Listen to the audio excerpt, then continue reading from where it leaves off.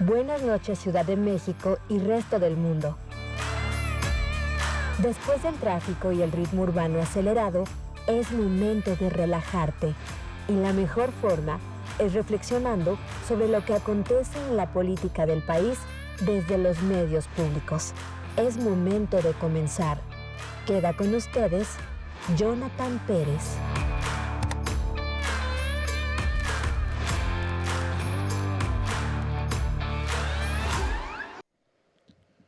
Hola, hola, ¿cómo están? Muy buenas noches, bienvenidas y bienvenidos a, aunque usted no lo vea, mi nombre es Jonathan Pérez. En esta emisión me da muchísimo gusto saludar a mi querida Karen Lozada. ¿Cómo estás, Karen? Bienvenida. Muy bien, muy contenta y buenas noches a todas y todos.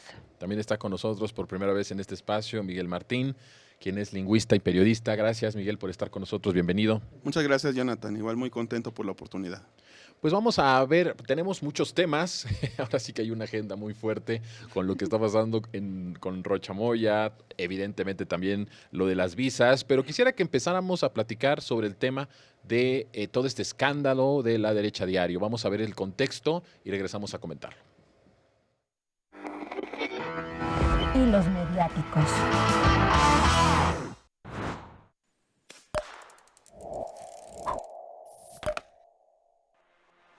Y Fernando Cerimedo, creador de La Derecha Diario, enfrenta dos investigaciones en Bolivia, una por el intento de feminicidio de su expareja y otra por presunto enriquecimiento ilícito. Ganamos 2 elecciones, logramos sacar a Evo Morales después de 20 años en Bolivia, las logramos ganar en Honduras, sacando al clan Celaya, socio del Cartel de los Soles.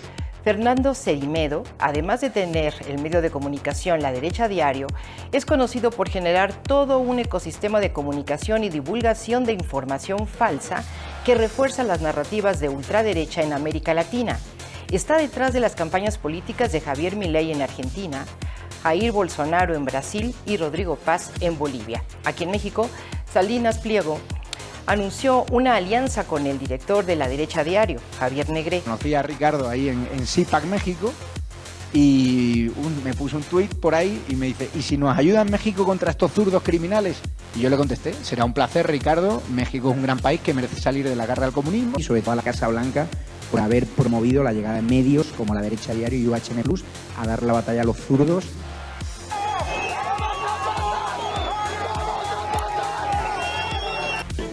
¿Qué pasa cuando un país abandona su juventud? Cuando ya no se sienten que son parte del país que se supone que van a heredar. Sin duda, siempre y sin excepción, la revolución llega rápidamente a las calles.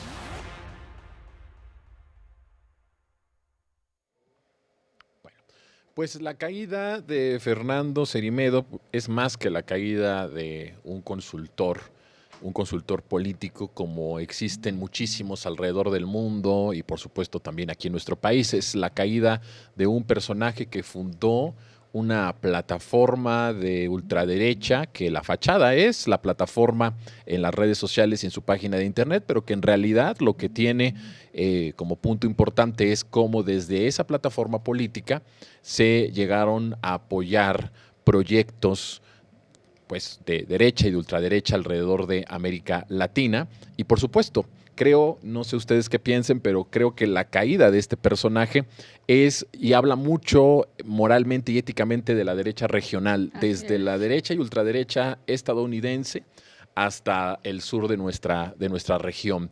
¿Cómo lo lees tú, Karen? ¿Cómo tú lo has analizado? Porque desde ese momento pues se ha llevado a mucho debate, obviamente. Los medios de derecha han callado, el propio Salinas Pliego no ha hablado más allá de esto, pero lo que sí se ha visto es que las granjas de bots pues, han sido debilitadas de una u otra forma y entonces ya no tienen las mismas interacciones estos personajes como Salinas Pliego, quien por cierto, a petición del propio Javier Negré, que es como el que internacionaliza La Derecha Diario porque invierte una cantidad de dinero, digamos, empresario español, y es el que lo trae a México a operar. Y hoy se sabe por declaraciones de la sobreviviente de milagro, en realidad, de la expareja de Fernando, que tienen planes o tenían planes para evidentemente estar operando en nuestro país en las próximas elecciones. Y algo que la propia expareja de este personaje presunto feminicida y que se encuentra ahorita detenido por este delito, pues es justamente que aborrece a la presidenta Claudia Sheinbaum. ¿Cómo lo lees tú la caída de Fernando, Karen? Bueno, primero me resulta particularmente interesante lo que mencionas de la caída en las interacciones de las cuentas de algunos personajes de la ultraderecha, como en nuestro país es el caso de Ricardo Salinas Pliego. Hoy justamente se publica un estudio muy interesante del doctor Carlos Augusto, en donde se da cuenta justamente que a partir de que se detiene a Fernando Cerimedo, socio, aunque Negré lo esté negando ahora, de la derecha diario, ya se tiene una repercusión de 50% en las interacciones de las publicaciones de la cuenta de Salinas Pliego. Vimos imágenes impresionantes de las granjas de bots que tenían, cómo operaban y con quienes muchos, los que, claro, que se sumaban a esa conversación digital, se estaban peleando todos los días. Eran con esos celulares que estaban pegados en este espacio que se encontró y que realmente no eran personas, ¿no? Se comprueba esta parte.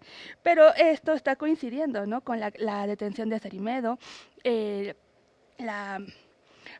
retroceso que tuvo también Javier Negré, y bueno, Salinas Pliego, que está más que callado y con interacciones a la baja. Se comprueba, sí, por un lado, que a partir de diferentes estrategias digitales se inflaban las cuentas, las interacciones en redes sociales, particularmente en X, que se volvió un ecosistema más que nocivo, y se confirma también que existía y que existe todavía una estrategia por parte de la ultraderecha que, además de tener fines electorales para que se dé un retroceso de los gobiernos progresistas, pues tienen vínculos y tienen prácticas criminales. La prueba está justamente el crimen que cometió y que falló, porque lo que se intentaba era asesinar a su expareja, pero afortunadamente no se logró. Se tuvo que hacer la muerta. Así es, afortunadamente ella hoy está a salvo, pero pues en riesgo, ¿no? Porque no sabemos hasta dónde llegan estas redes criminales y estos contubernios, que se han tenido con diferentes posiciones y alas de la ultraderecha, repito, no solo de la derecha, sino de esta derecha más reaccionaria y más antiderechos a nivel Latinoamérica.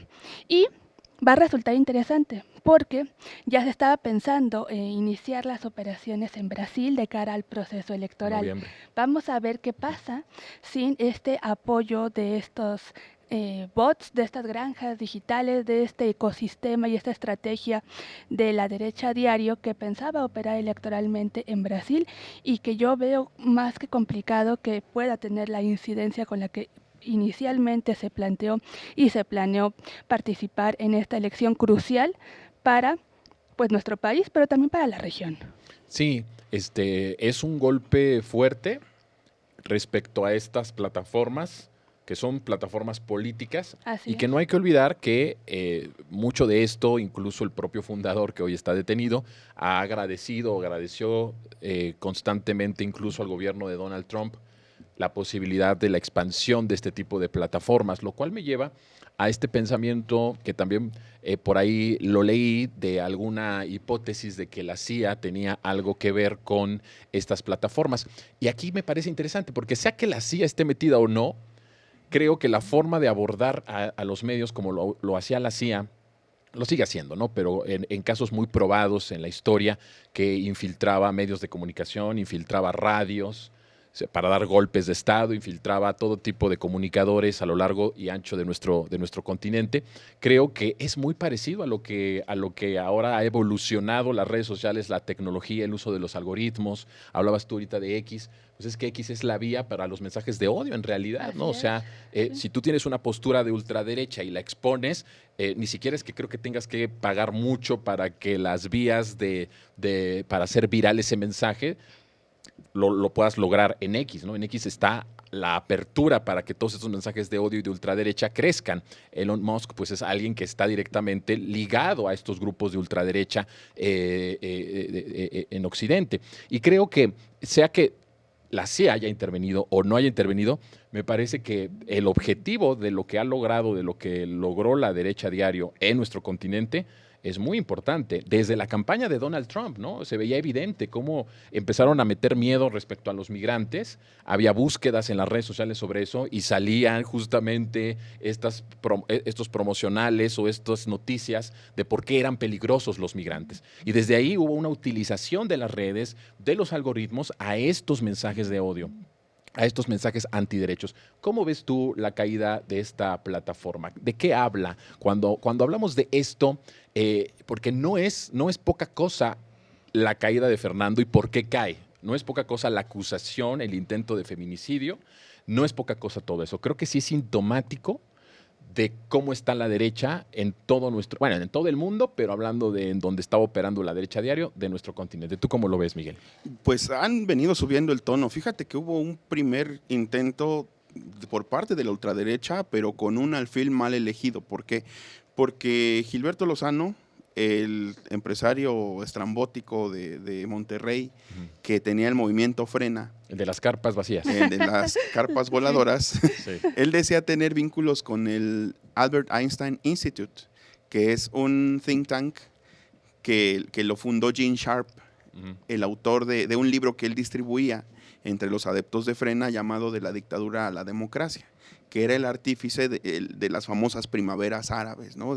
Él fraguó todos esos movimientos golpistas que hubo en Egipto, que llegó a haber en Líbano, y entonces ese Albert Einstein Institute escogió supuestamente a Gilberto Lozano para experimentar, para medir un poco cómo estaba el terreno aquí en México. Obviamente fracasó estrepitosamente. Para empezar, pues él les ofrecía el libro de Gene Sharp a sus adeptos y pues ellos están así por no leer precisamente, entonces pues nunca lo iban a agarrar, ¿no? Sí.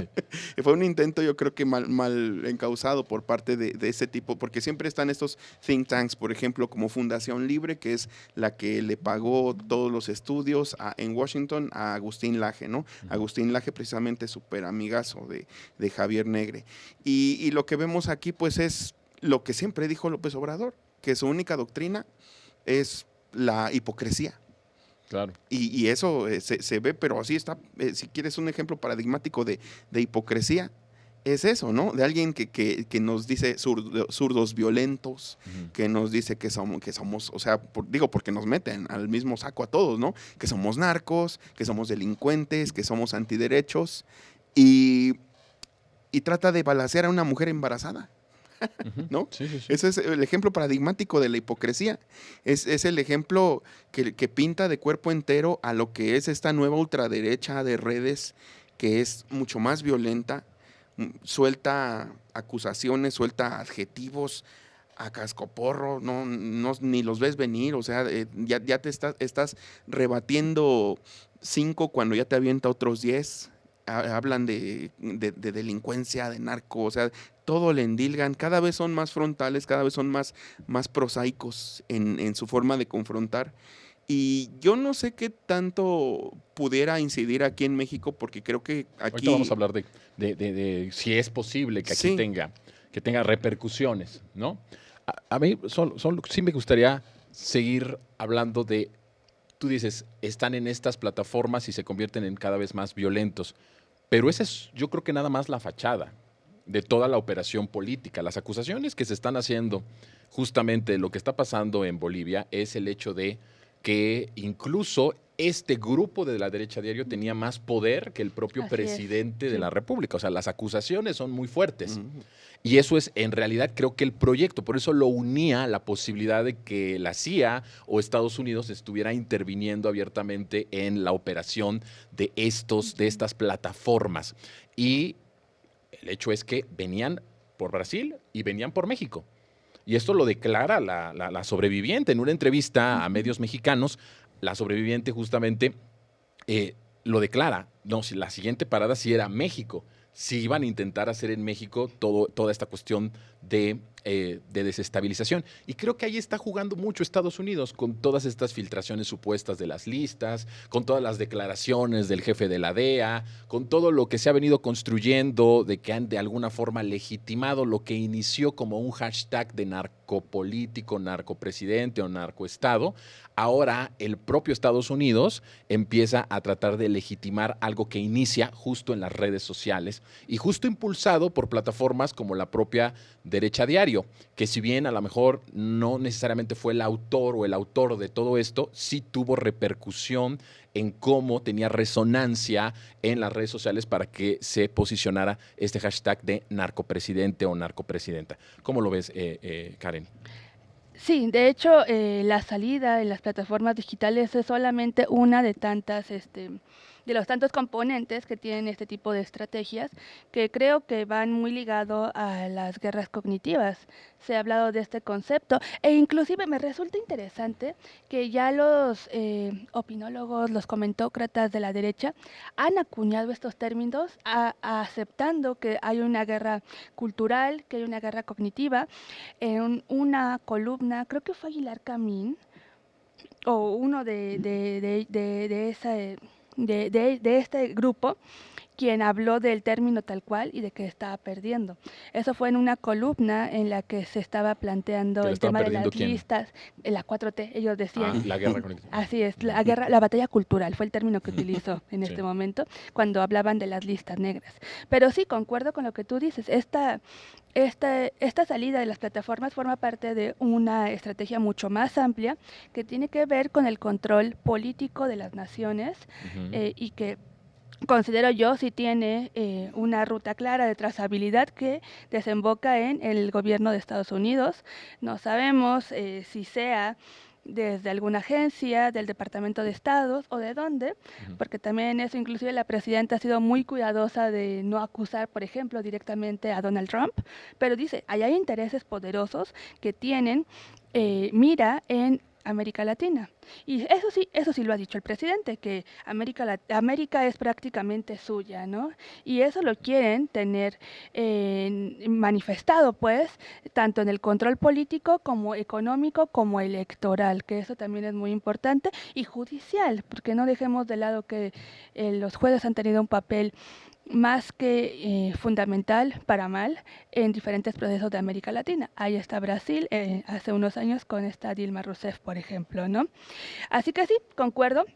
Es una salida a las plataformas, pero va a una estrategia mucho más amplia en la que ya tenían como mira a Brasil en unos meses y a México.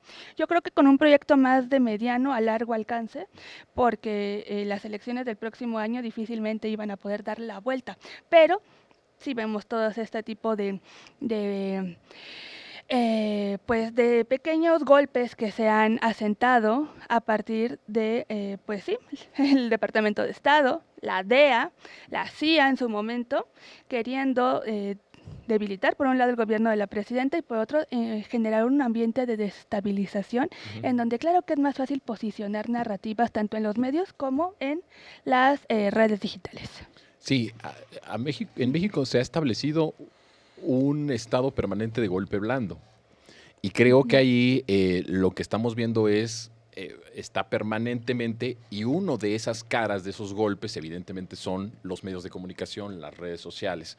Y eso se une a lo que posiblemente también Estados Unidos pueda hacer o esté planeando. Las propias declaraciones de Terry Cole son fuertes, ¿no? Después de haber elogiado a Omar García Harfuch en esta cumbre que hubo a donde asiste y en donde le dice que es un socio confiable de Estados Unidos, un amigo de Estados Unidos, vuelve a declarar hace unas horas que altos funcionarios del gobierno mexicano están ligados al cártel Jalisco Nueva Generación, ¿no? Sin presentar pruebas, sin presentar absolutamente nada que sustente eso, pero está ahí, ¿no? Es un golpe mediático y se une a ese establecimiento de un golpe blando permanente en donde la Derecha Diario, evidentemente, formaba parte y tenía un rol importante. Ahora, creo que con esto queda desmantelado esa línea de combate o de golpe, que no significa que no vaya a continuar en las redes sociales todos estos bots, toda esta cuestión de los algoritmos. Eso no significa. Pero creo que la derecha diario, cuando llega a nuestro país, que precisamente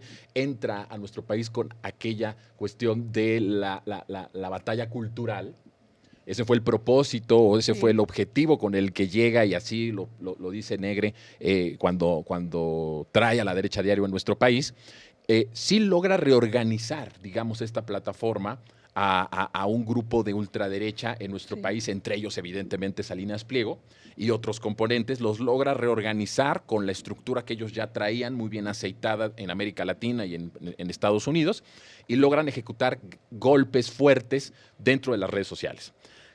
Tú ves que con esto pues hay un debilitamiento. De por sí la ultraderecha no tiene gran penetración en nuestro país, y esto se suma, ¿no?, a esto que de por sí no se tiene. ¿Por qué nuestro país no tiene esa penetración la ultraderecha? Yo tengo una hipótesis que es, y nos la dijo el Papa Francisco hace años, cuando le preguntan si le preocupaba a él cómo estaba creciendo la ultraderecha en todo el mundo. Y él dijo, por supuesto que me preocupa, y siempre es preocupante. Y cuando preguntan cuál es el antídoto ante la ultraderecha, él decía, y lo dijo sin titubear, la justicia social. Ese es el antídoto contra la ultraderecha. Y creo que ese es el antídoto que tiene México desde el 1 de diciembre de 2018. La justicia social que se hace realidad en los bolsillos, en las carteras, en el día a día del México profundo, de los más pobres, de los más vulnerables, de los descartados, ¿no? Y creo que ese es. Pero ¿tú cómo lees la penetración de la ultraderecha en nuestro país? ¿Por qué?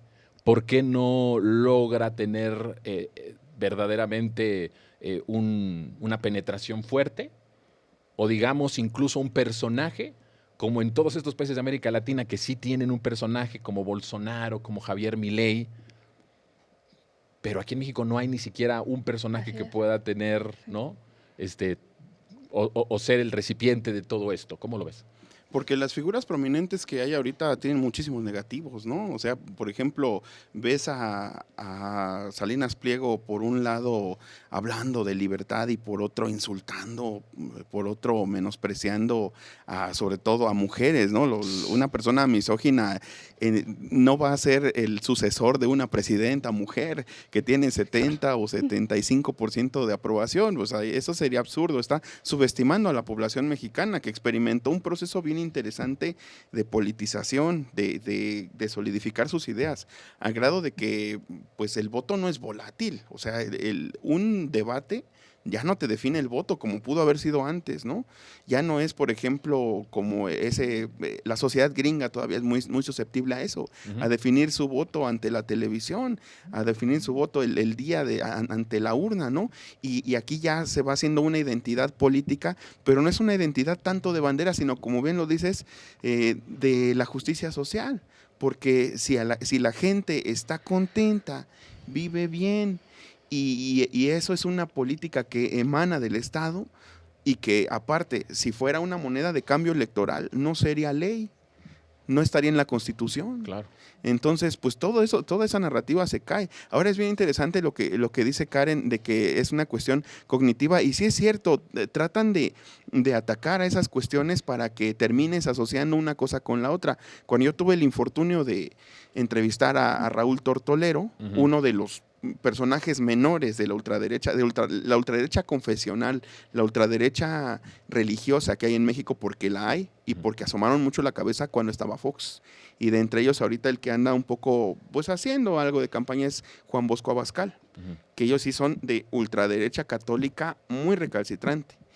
Y cuando tuve la oportunidad de entrevistar a Tortolero, él dice, izquierda es igual a narco. ¿Por qué? Porque sí, porque así es. O sea, no hay argumento, solo pretenden que asocies eso. Y también en X, no me dejarán mentir, en X la palabra bienestar está estigmatizada. La palabra bienestar en X no es algo bueno como lo es aquí en China, sino que es increíblemente algo malo. O sea, alteraron la semántica de una palabra solo por cuestiones políticas. Y por supuesto que la gente pues está demasiado madura. Tenemos una población en lo general muy madura políticamente como para ser susceptible a todo eso. Oye, qué bueno que dices todo eso, porque tú, ahora que decía Karen respecto a cómo ellos están como presumiendo que van ganando esta guerra cognitiva, o que la está perdiendo la Cuarta Transformación. ¿Tú cómo lo notas? ¿Tú sientes que estos mensajes en algún momento, si tú vas a las redes sociales, se han logrado invertir la palabra narco para que esté ligada a actores de la Cuarta Transformación? Que además, solo por una cuestión de lógica, ¿cómo puedes ligar el narco profundo que ha llegado a ser en nuestro país en 8 años de gobierno, ¿no? En 8 años de proyecto de la 4T y no en todos esos años, en las décadas pasadas, en donde nacieron estos grupos, en donde se fortalecieron estos grupos y en donde realmente vimos que se fortalecieron estos grupos criminales? Pero en las redes sociales, si tú ves y hablas de narco, ahí se han ganado en las redes sociales y se une a políticos de la Cuarta Transformación. Esto, ¿tú lo ves como algo que esté sucediendo en el México de a pie? No, mira, de hecho, siempre Andrés Manuel dijo que el pueblo es sabio, y el pueblo es sabio y es tiempista como él. La gente, cuando se tiene que manifestar de cualquier manera a favor, en contra de lo que sea, sabe salir a las calles, sabe salir a las urnas. Cuando ves a toda la gente que sale masivamente a dar el voto por Morena y a decir, acompañado con ese voto, creo yo, la acotación de yo no soy narco, yo soy una persona que trabaja y que confía en este proyecto y yo no soy narco y este gobierno no es narco. Y cuando refrendan ese voto una y otra vez, que está sucediendo y va a volver a suceder en el 27, pues ahí te das cuenta de que solo queda en ese pinball que se hace en redes sociales, pero que no tiene repercusión en las calles. Karen. Sí, justo. Creo que muchas veces estos debates los concentramos quienes estamos inmersos en los medios, en la participación política pública, porque, bueno, política hacemos todos, pero de manera abierta hay algunos actores específicos y no se está dando a nivel, pues, de calle. No es un tema que sea crucial. Lo que sí es crucial a nivel de calle es que se tenga una inflación controlada, que se reduzca inclusive, que se tengan las condiciones mínimas para vivir con dignidad, que se mejoren, que se amplíen los derechos, que se tenga certeza del mañana y que se aumente el salario mínimo. Esas son las cosas que a ras de calle sí importan, no que se posicione un hashtag. Así que creo que Claro. las batallas culturales, cognitivas, se ganan en las calles. Las redes pueden ser un factor importante, sí, pero no determinante. Y menos cuando se intenta posicionar una realidad que para nada existe cuando sales a la calle. Ahora, no por eso creo que hay que hacerlo menos, ni mucho menos. O no dar batalla ahí. O no dar batalla ahí, porque Sí. eso sería un error. Ujú. Pero sí tenerlo en la justa dimensión que tienen las redes sociales, los medios de comunicación y valga la redundancia que voy a hacer, pero la realidad real, ¿no? No la que se quiere construir Sí. a partir de diferentes narrativas. Y concluyo para ceder la palabra, me parece bien interesante que en la realidad real se tiene a un personaje de la derecha diario detenido por intento de feminicidio, Claro. mientras que en esta realidad construida, hoy la derecha diario saca un comunicado deslindándose por completo y diciendo que nunca fue, que no ha tenido participación en la derecha diario, ni mucho menos. ¿Quién? ¿Fernando? Así es, Ah, así mira nada sacaron más. su comunicado deslindándose por completo, siendo que hasta hace unos días todavía formaba parte del directorio de la organización, todavía lo reconocían como pues un miembro, ¿no? Que había sido una parte importante para tanto la inversión como para pues la construcción de este proceso. Esa es la realidad que intentan construir desde la ultraderecha, en la que se deslindan de sus propios socios que inclusive inyectaron capital porque hoy no les conviene. Es muy fácil deslindarse y hacer como que nunca existió. Es muy importante eso que estás diciendo, el que incluso siendo que sigue siendo ahí las redes sociales y que a veces nosotros, como tú bien lo dices, Karen, nos metemos tanto y además es abrumador de repente porque estamos muy metidos en ese ecosistema, Sí, pero claro, abajo sí. es otra cosa, en Sí. las calles es otra cosa. Sin embargo, sí creo, como bien también lo dijo Karen, Claro, que sí. la batalla hay que darla también en las redes sociales. Es decir, yo creo que no hay que ceder ningún espacio a la derecha y a la ultraderecha. De acuerdo. No, para Sí, nada. o Sí. tratar de siempre dar la pelea con nuestro talento, nuestra imaginación, con la presencia, ¿no? Exhibiéndolos, hablando de sus mensajes de odio, hablando abiertamente de cómo quieren cancelar derechos a las mujeres, de cómo quieren cancelar derechos a los jóvenes, de cómo todo este estado de bienestar pues es prácticamente algo que no les gusta, son como de los peores enemigos de la derecha cuando les hablas de justicia social, cuando les hablas de pobres, cuando les hablas de desigualdad, ¿no? Estos temas son inmediatamente, ellos ponen ahí un muro, de tal forma que sí creo que hay que dar esa batalla, hay que dar esa lucha y hacer lo necesario para que no estén llenando esos espacios.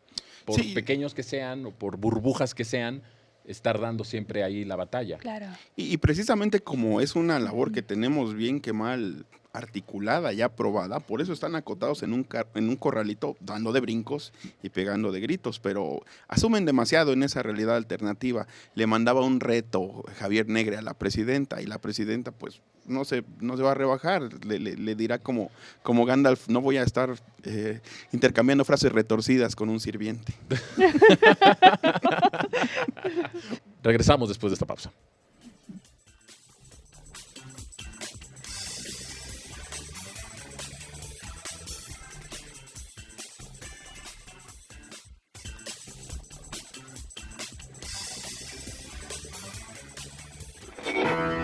Hilos mediáticos.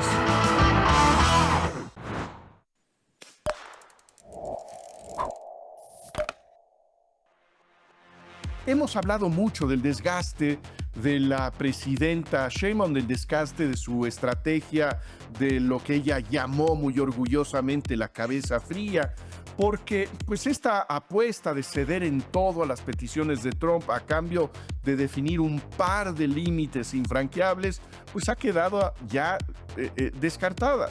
El gobierno de Trump está dispuesto a golpear a la cúpula de la coalición gobernante, no descarta la intervención directa en territorio mexicano. Tampoco fructificaron los esfuerzos de la presidenta, que se vio obligada a salir en defensa del Junior y tuvo que abrir un nuevo flanco en su espinosa relación con Estados Unidos. Los operadores de la presidencia han intentado detener el golpe con la narrativa de la defensa de la soberanía y del injerencismo político de Estados Unidos. El problema es que esta defensa han intentado llevarla a cabo quienes ya se encuentran en la mira de Estados Unidos. Es un reflejo de soberanitis, de soberanismo, como si Andy representara, fuera el actor emblemático que contiene su persona a la soberanía nacional. No, aquí no nos estamos jugando la soberanía o la libertad de un país. Lo que se está jugando es un gobierno en Estados Unidos chingándose al otro en base a expedientes y acusaciones.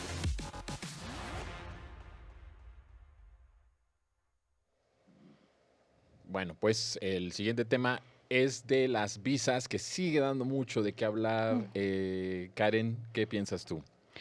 Yo creo que este tema va a seguir dando de qué hablar durante el mandato, al menos de Donald Trump, porque el tema aquí no es a qué personaje se le está retirando la visa, ni mucho menos, sino el uso político que se le está dando a la entrega o al retiro de las visas por parte de Estados Unidos y, sobre todo, el preguntarnos a quiénes se les están retirando particularmente las visas, quiénes están en estas listas, que esas sí son listas negras, y por qué se les está retirando las visas. Nadie niega que es una decisión soberana el que un país decida quién entra y quién no entra a su territorio, pero el tema aquí es lo que se está haciendo mediático, cómo se está presentando, por qué se le están quitando y sobre todo por qué lo filtran a medios, por qué se hace del conocimiento público como si fuese una determinación de carácter penal. Eso creo que es el tema de fondo en las visas. Me parece a mí que es un regalito que se le da a las derechas mexicanas, tanto a la oposición política como a la mediática, porque ellos claro que lo van a utilizar como un tema justamente político para sacar raja en términos electorales y en términos de querer avanzar con las narrativas de deslegitimación del gobierno de la presidenta Claudia Sheinbaum y del reforzar lo que platicábamos hace un momento, ¿no? El posicionar que es un narcopartido, un narcogobierno, que se le están retirando las visas porque el supremo mandamás, que es Estados Unidos, ya determinó que son entes peligrosos, que están coludidos con redes criminales sin tener pruebas, como siempre se ha manifestado desde el gobierno de la presidenta Claudia Sheinbaum, y más bien reforzando narrativas que van con miras electorales y de debilitamiento de un proyecto político. Eso creo que es lo central del tema de las visas. Que va unido al debilitamiento de la confianza del pueblo de México al gobierno, que eso es lo que están intentando hacer, el restarle o el sembrar la desconfianza. Y una vez que hay una desconfianza, creo que lo que están buscando es polarizar al país para que entonces sí, la derecha y la ultraderecha puedan hacer un asalto. Y eso es, creo que, la parte en donde tenemos que poner mucha atención, porque es evidente que el manejo de las visas es una estrategia política, de control político por parte de Estados Unidos, que lo vamos a unir a los grupos criminales, ¿no? Los grupos del narco son creación estadounidense y que se utilizan justamente para control territorial y control político en los países. En el caso mexicano ha sido así durante muchísimos años. Y ahora se le suma esta parte de las visas con, como dice Karen, una derecha mediática y política muy apetitosa de tener este tipo de señalamientos o de acciones estadounidenses, porque no les queda otra cosa en la cuestión del debate. O sea, cuando hablamos de debate, ¿qué puedes debatir con la derecha? Cuando ellos están pidiendo, por ejemplo, que las mujeres no voten, que sean los hombres los que tomen decisiones en la democracia, ¿no? O sea, ¿qué puedes debatir con una derecha así? Por lo tanto, lo que les queda es lo que Estados Unidos pueda darles para ellos explotarlo y utilizarlo con sus poderes, que sí es un poder muy fuerte todavía, ¿no? Los medios electrónicos concesionados es un poder muy fuerte de penetración que llega a millones de personas. Y no porque esos millones de personas decidan prenderle a Televisión Azteca o a la radio, sino porque de una u otra forma, si te estás transportando o estás en un lugar esperando, alguien está viendo ese programa, alguien está escuchando esos programas y ya te va mandando el mensaje, ¿no? Y el mensaje es: se le quita la visa, y después llega Latinus y dice, se le quita porque fíjense que el hermano del amigo de Andy tiene un nexo supuesto con el cártel Jalisco Nueva Generación. Y entonces ya legitimas algo que Estados Unidos te está dando. Pero es que está ensayado, es de manual, Miguel. Sí, y como lo dices, las explicaciones son muy rebuscadas, ¿no? De entrada es más bien lo espectacular de que le quitaron la visa a un López Obrador, ¿no? Le quitaron la visa a un miembro de la familia López Obrador. Que eso es importante, ¿no? Para ellos. Sí, y que está se ha venido instalando ya en el imaginario popular esa noción de que la visa, el tener o no la visa, es una medida de tu probidad y de tu calidad moral, cosa que es un constructo que no se sostiene por ningún lado, ¿no?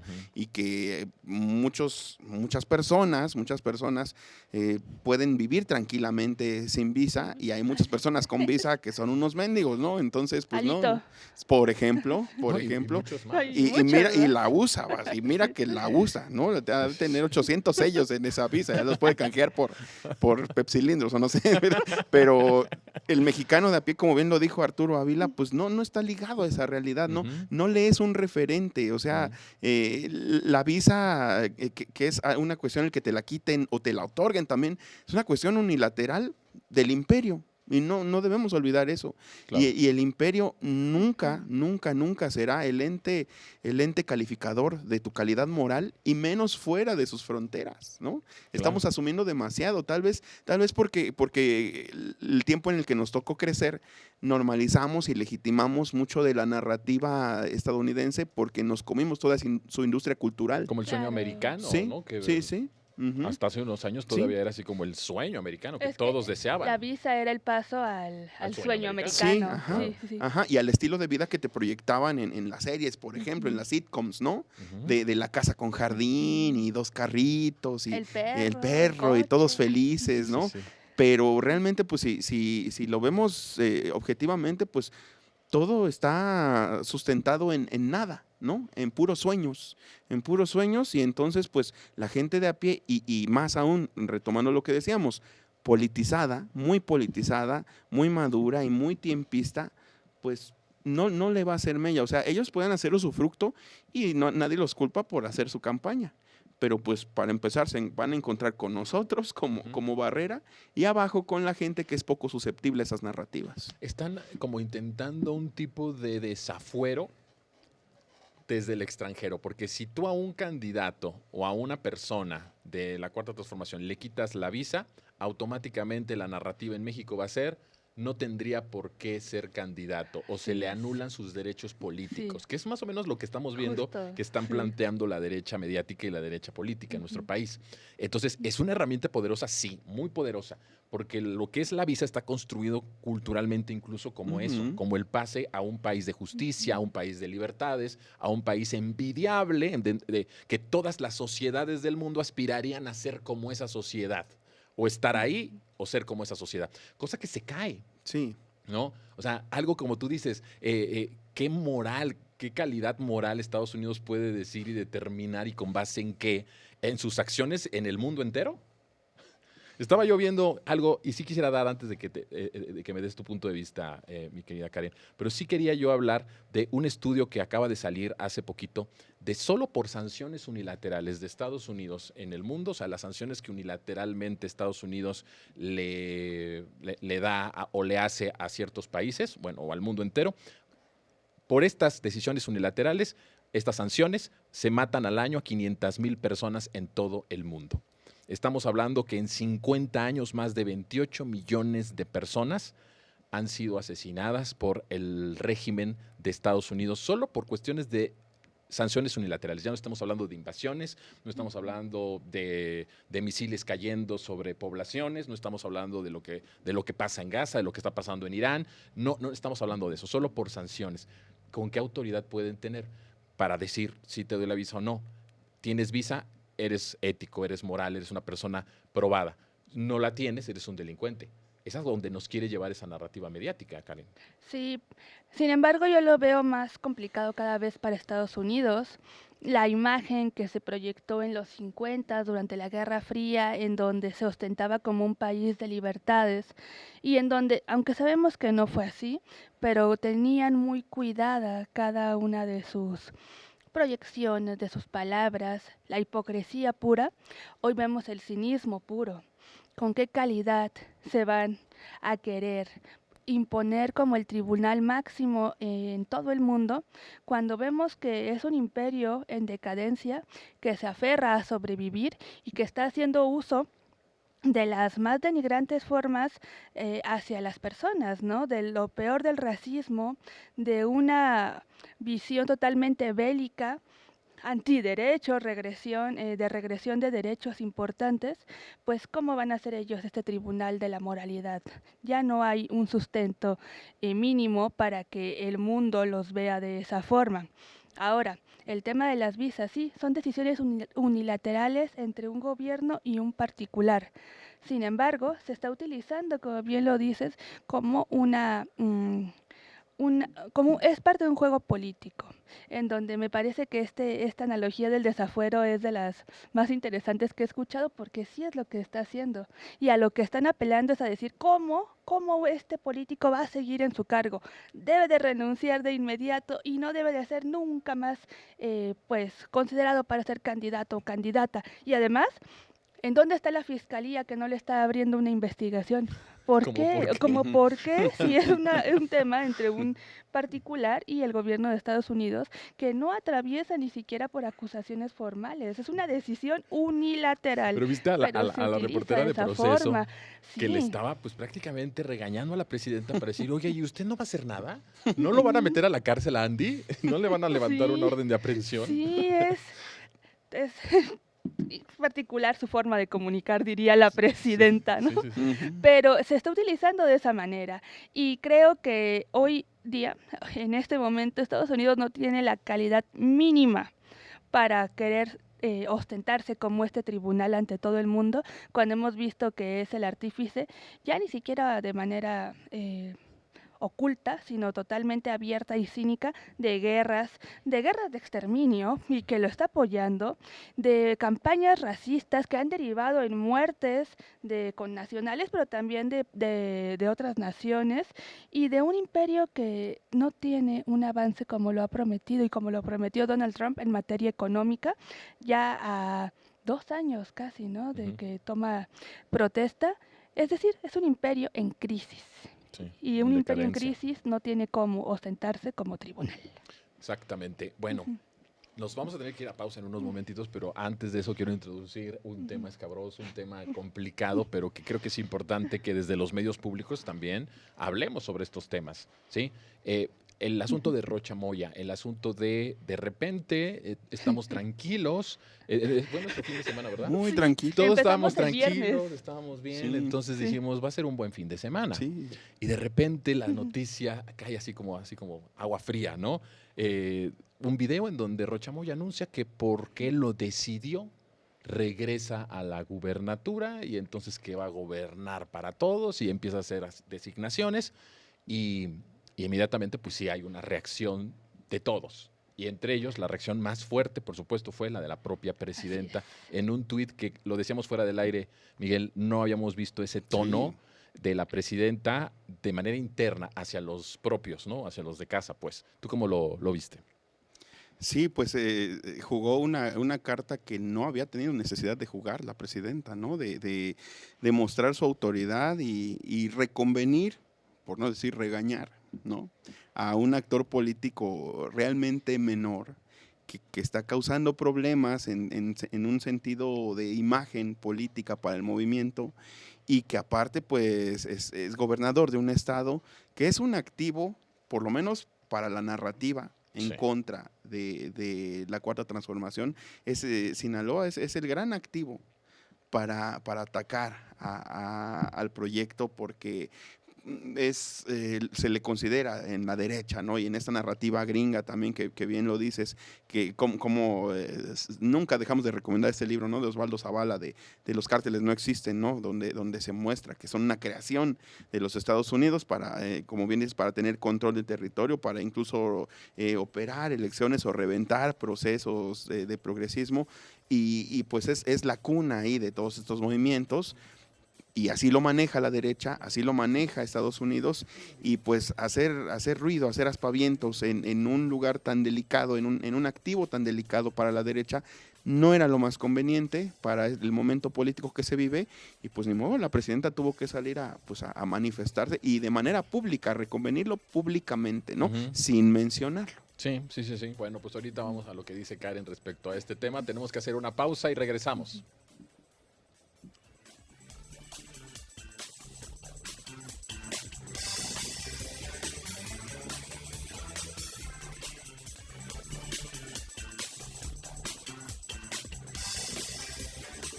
Regresamos, aunque usted no lo vea, y hay información importante en la Ciudad de México. El combate a la impunidad y la restitución del patrimonio de las y los capitalinos avanza con firmeza mediante acciones operativas coordinadas y de respuesta inmediata. La jefa de gobierno, Clara Brugada, destacó los primeros resultados de la estrategia contra el despojo, una iniciativa prioritaria orientada a brindar certeza jurídica y proteger la propiedad privada en la ciudad. En tan solo 12 días de operación, las autoridades han logrado recuperar y restituir 8 inmuebles que permanecían despojados de manera ilegal, devolviéndolos directamente a sus legítimos propietarios. Este despliegue combina el trabajo de inteligencia, el acompañamiento ministerial y la presencia de las fuerzas de seguridad para actuar con prontitud ante denuncias por invasión u ocupación ilícita. La administración capitalina enfatizó que no se tolerará la impunidad en estos delitos, consolidando una mesa de atención especializada para procesar cada caso con rigor legal. Un paso decisivo para salvaguardar el patrimonio familiar y garantizar el Estado de Derecho en todas las demarcaciones de la metrópoli. Hasta acá la información en la Ciudad de México de un tema muy sensible, muy importante para los capitalinos. Y iba contigo, mi querida Karen, respecto al tema de Rocha Moya. Uy, ese es un tema que es el tema, porque genera muchísimas reacciones, tanto a lo interno del país, a lo interno del gobierno, pero también desde la oposición y también pues hacia lo externo, con Estados Unidos particularmente. Y creo yo que la posición más sensata, como ha sido en los últimos años, en muchas decisiones en donde se ve mucho ruido, es la de la presidenta.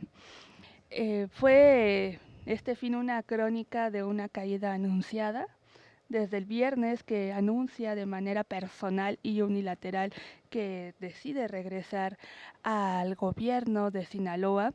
Después vemos en cascada cómo diferentes actores políticos de la Cuarta Transformación se deslindan, empezando desde lo institucional. La Secretaría de Gobernación dice, esto fue una decisión de él. Después, sí. Los diferentes grupos parlamentarios también se posicionan. Después, actores que pese a filias y fobias tienen un peso simbólico y real también a lo interno de Morena. Ricardo Monreal también se desmarca de Rocha Moya. Después los gobernadores, las y los gobernadores. Después sale este posicionamiento de los gobernadores, de las gobernadoras, y al día siguiente la presidenta, ¡pum!, una de las declaraciones más fuertes que he leído en términos políticos hacia un personaje que formaba parte o que, bueno, estaba en este ecosistema de la Cuarta Transformación y de Morena.